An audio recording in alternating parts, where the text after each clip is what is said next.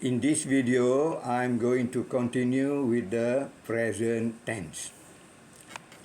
In the previous video, I already spoken about number 1, simple present tense, and number 2, present continuous tense. Okay, in this video, I'm going to continue with number 3, present perfect tense. In English, present perfect tense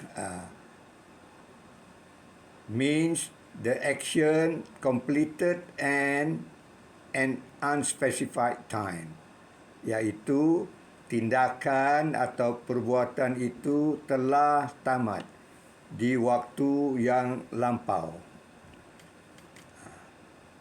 Misalnya, I have visited Paris.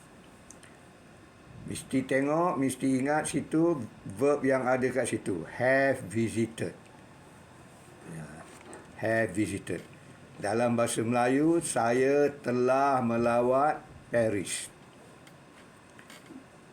Masa dahulu, itu tidak diterangkan. Okey, nombor 4, present perfect continuous.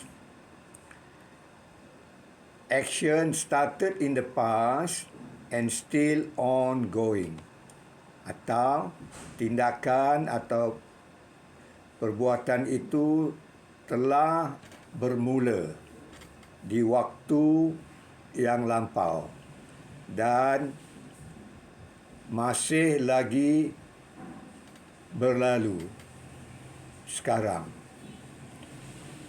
Itu maksudnya. Dan example, I have been reading for hours. Tengok di situ ada have been reading. Dalam bahasa Melayu maksudnya saya telah membaca berjam-jam. Ini mesti nak ingat. Okay? Thank you.